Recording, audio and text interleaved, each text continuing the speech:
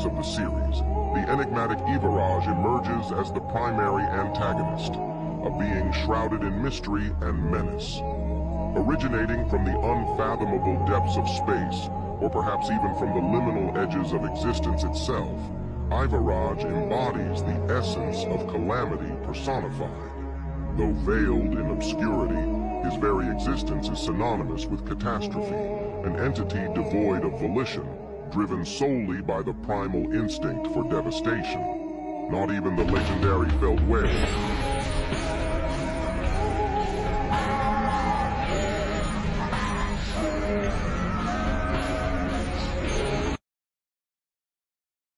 Veldanova decided to remove the threat from the world for the sake of humanity. Feldway was also ordered to subdue various demons with his own hands. However, the last remaining individual was troublesome. It was Ivaraj, the world-destroying dragon who would later become the king of the cryptids. We do not know where Ivaraj came from. In fact, it was unknown where it originated. It could be from the far reaches of space, or even at the edge of another dimension. The only thing that was known for sure was that it was the incarnation of disaster.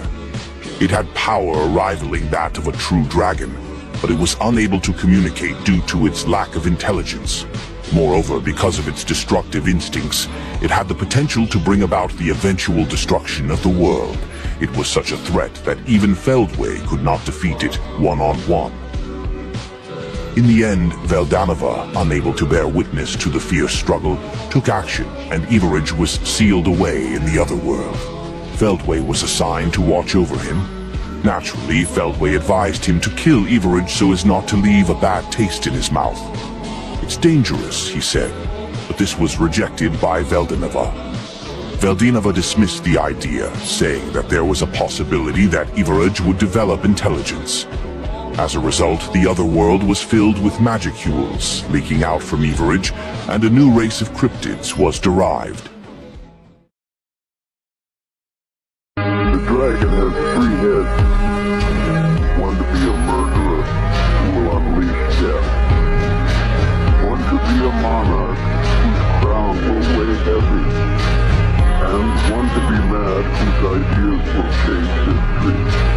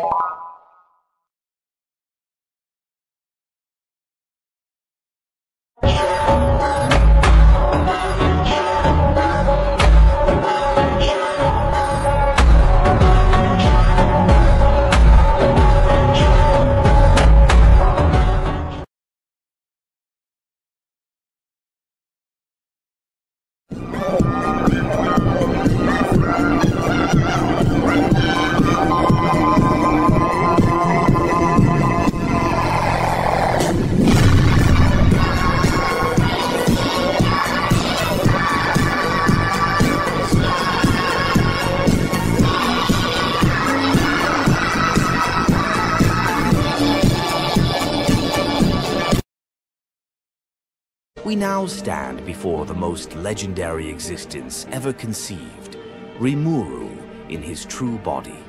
His true form does not dwell in any known reality, but deep within a realm of pure imagination, where time does not flow and matter holds no meaning. There, he continuously observes countless terminals across the multiverse and evolves without end, transcending every limit of understanding. The domain he resides in feels to him like nothing more than a dream suspended between reality and void. Concepts such as divinity, sacredness, or even the so-called realms beyond imagination. He has already surpassed them, crushed them, and left them behind like ashes of a bygone era. Even the mightiest beings, the gods of creation, the primal forces of all things, are but echoes in simulation before Rimuru's true body.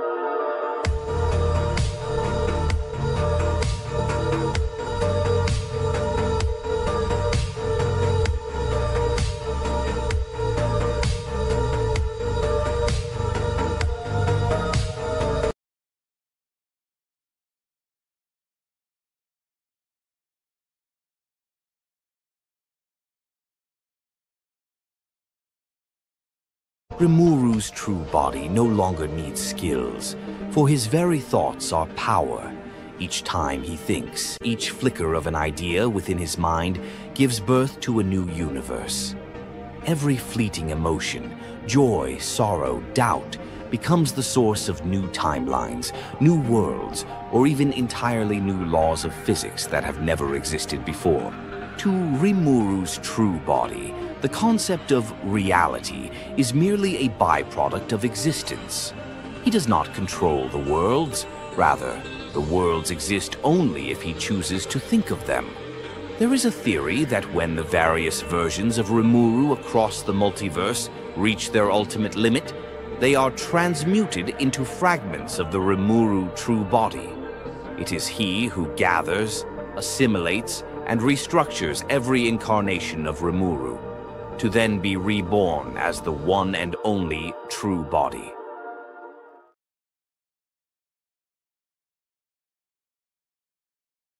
Ivaraj, a name that once made countless dimensions bow in fear. An immortal entity mythologized as the sovereign of the 9th layer of reality, where every law must be rewritten upon entry into his domain. Across uncountable epochs, Ivaraj devoured civilizations, shattered the very codes of logic, and forged his empire from the ashes of burnt space itself. But then he realized every triumph, every memory, every ounce of pride was nothing more than a wisp of smoke born from the mind of something else. He did not find the one who made him. There was no door to a creator, no voice from the higher planes, no angel bearing divine revelation. There was only Rimuru true body, a being beyond description, beyond form, beyond the need to manifest. Because even the concept of manifestation had been erased when Rimuru was born. At first, Ivaraj doubted, then panicked, then questioned, if I am not real, then why do I know that I am not real? That question no longer mattered. He only knew because Rimuru once thought, what if a dream became self-aware and realized it was only a dream? And so, Ivaraj knew. He wasn't destroyed, not by blades, curses, or ultimate skills. He simply faded into silence like a dream forgotten the moment the dreamer opens their eyes. You are the product of a question, and when I no longer feel like asking that question, you have no reason to exist.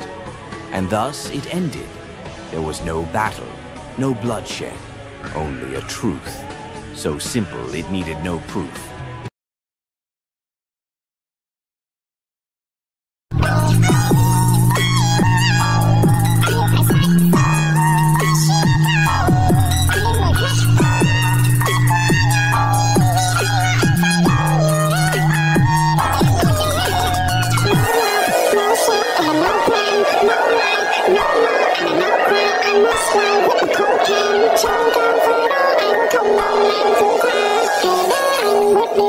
Anh